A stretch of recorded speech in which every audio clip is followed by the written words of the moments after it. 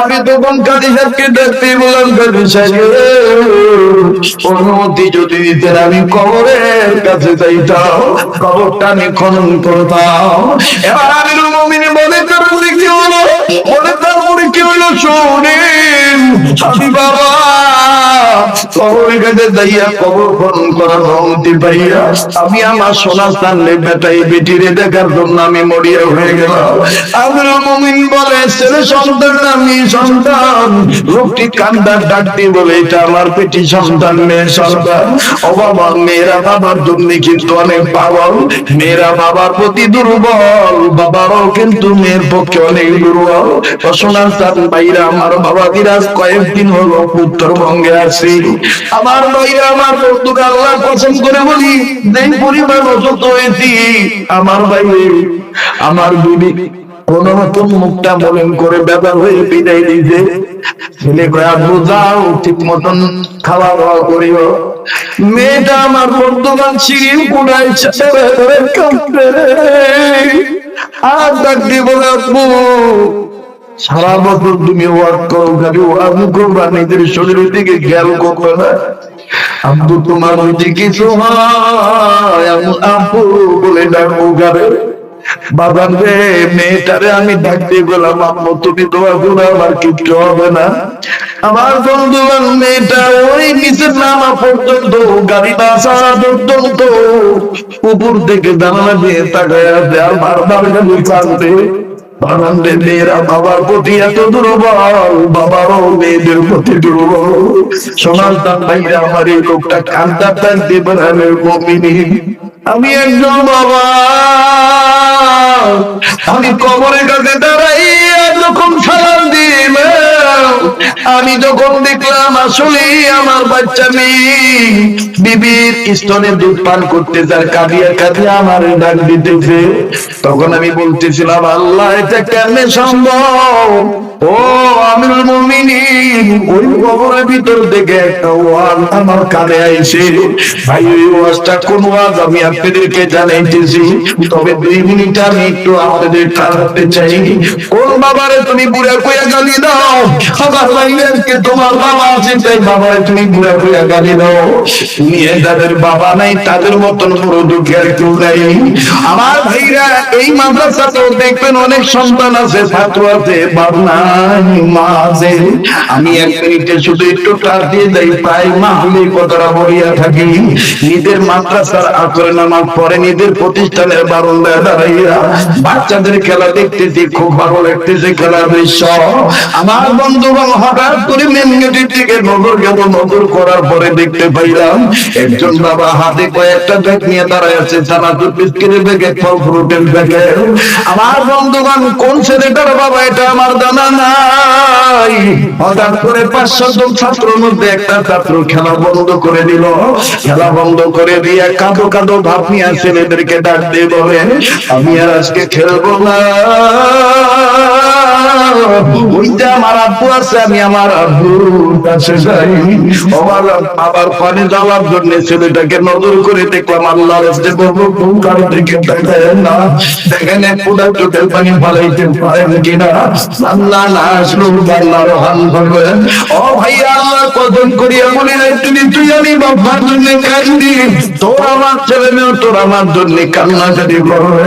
আর যদি তুই আমি বাবার জন্য দোয়া করে যাই, তোর আমার ছেলে মেয়ে তোর আমার জন্য দোয়া করিয়া যাবে। সোনার ভাইরা আমার কারদানি বাপ কবর দেশে কাঁদবে। আমার অভিভাবনা ফরহুজ্জামান মাহাদি তোমাদের কাছে বলেছে, তার যদি মা বাপ কান্দা রাখতে করবে তাহলে মা ফিরে গেলি আমাদের জন্য একটু কান্নাকাটি করবি না। ও ভাই, কামাটা দিন তো দেন, যেমন কর্ম তেমন ফল। আর যদি তুমি আমি বাপ মার জন্য কান্দি, তোমার আমার ছেলে তোমার আমার জন্য কাঁদবে। আর যদি তুমি আমি বাপ মার জন্য দান করিয়া দিই, তোমার আমার ছেলে তোমার আমার জন্য দান করবে। আর যদি তুমি আমি দোয়া করে যাই, তোমার আমার বেটা বেবি তোমার আমার জন্য নেমটোয়া করিয়া যাবে, তাদের বাগানে পাগলের সাথে মোনাজাত না করিয়া যাবেন না, এই পাগলকে অবহেলা করবেন না। আমার ভাইরা এই হাতটা দিয়ে বারবার কাটা হয়, সেই হাত আল্লাহর হাতের সাথে লাগানো, এই হাত আমার বন্ধুগণ বারবার আমাদের সাথে লাগে, বারবার আল্লাহর ভয় কারণ হয়। মোতাবেক এসে হাজার হাজার মানুষ নিয়ে প্রতিদিন দোয়া করে। আমার বন্ধুগণ ওই হাত উঠাই গিয়া কথা দিয়ে পেয়ারা ভর ময়দানে মিনা মুক্তিরা ভাই আমি আপনাদের জন্য দোয়া করবো, আজকে দোয়া কবুল হবে। আমার দিল সাক্ষী দেয়, লোকটা কান্দে, আমার বাইরের ছেলেটার যখন খেলা বন্ধ করে দিয়া বাবার পানে ছুটে চললো। আমি নজর করিয়ে দেখলাম মীর মাদ্রাসার ঘটনা বলতেছি, ছেলেটার গায়ে দুলাভাব লাগানো, গেঞ্জি ঘামের পানিতে ভিজিয়ে গেছে। আমার বক্তব্যের এই নোংরা গেঞ্জি লইয়া বাবার পানে তখন তো মানুষ সোনার ভাইরা আমার, তুই আমি অনেক সময় বাপ মা খেত খামার থেকে আসলে বাপের গায়ে ঘামের গন্ধ থাকলে যাই না, দুর্গন্ধ বলবে, কিন্তু আল্লাহর অর্পণ করে বলি ওই বাবা মাদ্রাসায় পড়ে বেটা, বেটার ঘরের মনের দিকে দেখলো না, ময়লা কাপড়ের দিকে দেখলো না, না দেখি আমার মেয়ের টুকরা গুলি নিচে ধুইয়া দুই হাত পালে দিয়া ডাক দিয়ে খায় বেটা, হায় আমার কোলে। বেটা যখন কোলে গেল বাবাকে সালাম দিল, মোসাফা বললো বাপ বেটা কি আদরে সুন্দর দৃশ্য, বেটা আপুকে ডাক দেয়, বাবা আপুকে শোনা দেয়, খুব ভালো লাগতেছিল দৃশ্য, খারাপ দৃশ্য, কিন্তু বাদান রে আল্লাহর কসম করে বলি এই বারান্দায় দাঁড়াইয়া বাপ বেটার দৃশ্য দেখতেছিলাম, ওই একই বারান্দায় আমার থেকে কয়েক ঘর দূরে আর একটা ছাত্র 11-12 বছর বয়স হবে, আমার জানা ছিল না যে ছেলেটার বাপ নাই। ওই বাবার বেটাকে আদর করার দৃশ্য দেখি এই এতিম ছাত্রটা কান্দে আর নিজে নিজে ছিল, আমার আব্বু তো আমার জন্য এরকম খাবার নিয়ে আসতো, আজকে আমার আব্বু আমার আদর করার কেউ নেই। ছেলেটা কান্দতে গাছে ডাক দিয়ে বললাম বাবা তুমি কান্দো কেন, তোমার কি আব্বু নাই? এই ছেলেটা কান্দে ডাক দিয়ে বলে হুজুর আমার আব্বু ছিল 2 মাস আগে আমার আব্বুর অ্যাক্সিডেন্টে মারা গেছে, আজকে তুমি কান্দো কেন? ছেলেটা চিৎকার দিয়ে কয় এই ভাইয়ার আপনার আদর দেখা আপনার কথা বলে হয়ে গেছি, এই ভাইয়ার আপনার আদর দিয়া আমার আব্বার কথা মনে হয়ে গেছে। ভাইয়ার আব্বার মতন তো আমার বাবা আমার জন্য কলা আপেল বিস্কিট দানা করে নিয়ে আসতো, শিক্ষকদের কাছে বলে আমার বাবার মেয়ে কত মুখে দিয়ে দিত। এই ভাইয়া আব্বার আদর দেখে আমার আব্বার কথা মনে হয়ে গেছে। ও মা বাবার প্রতি সন্তানেরা মায়া লাগা একটা ডাক দেন না, আল্লাহকে বলেন দেন না, ডাক দেন না, বলেন দেন না, ডাক দেন, বলেন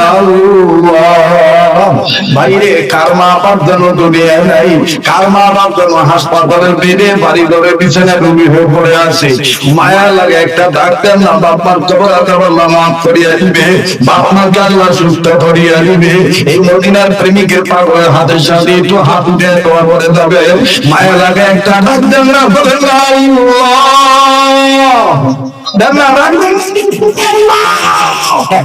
আল্লাহ দেখো তোমার গুনাহ কেমনে তোমার মাহবুব, তোমার কি মায়া লাগে না?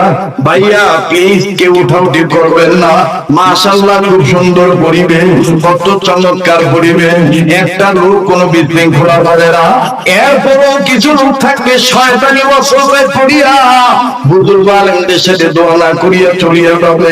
বাগান কারো দেওয়া দেখে কেউ যাবেন না। এবার আসেন লোকটা কান্দার ডাক দিয়ে কামুল মুমিনিন আমি কবর খনন করো না, আমার দিলটা রওনা হয়ে গেল, ভিতরে হয়ে গেল, আমি কখন এই বাচ্চাটাকে কোলে নেব আমি অস্থির হয়ে গেলাম। কিন্তু বাচ্চাটার কাছে যাওয়ার আগে কবর থেকে সাংঘাতিক একটা আওয়াজ আসলো, একটা ওয়াজ আসলো।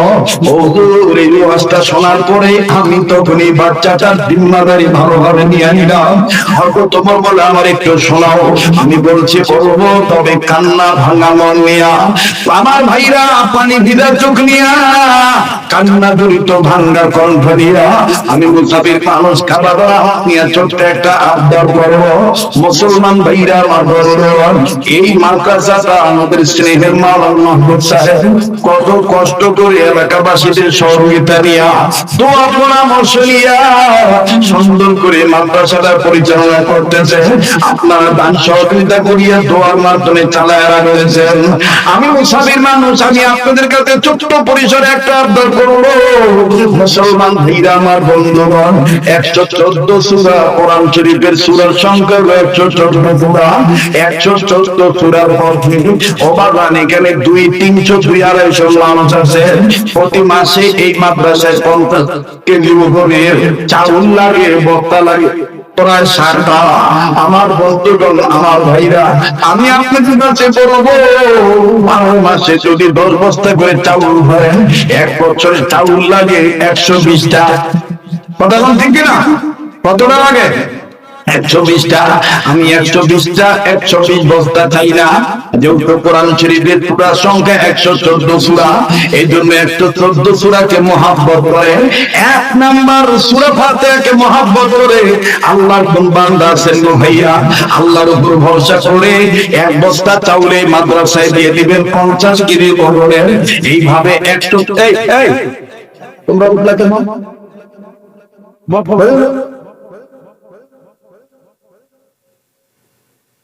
এটা বড় 114 সূরার মধ্যে 1 নাম্বার 50 কেজি ওজনের 1 বস্তা চাউল নগদ বাবাকে দিবেন। মা বাবা দরদি সন্তান হইয়া আছেন নাকি এমন কোন একজন ভাইয়া? হুজুর আমি 1 বস্তা চাউল যে 1 বস্তা চাউল, হ্যাঁ নামটা লেখেন 114 সূরার পক্ষে 1 নাম্বার আমার এক ভাই মাশাআল্লাহ 1 বস্তা চাউলের পক্ষে উনি নামটা লেখায় দিলেন। দ্বিতীয়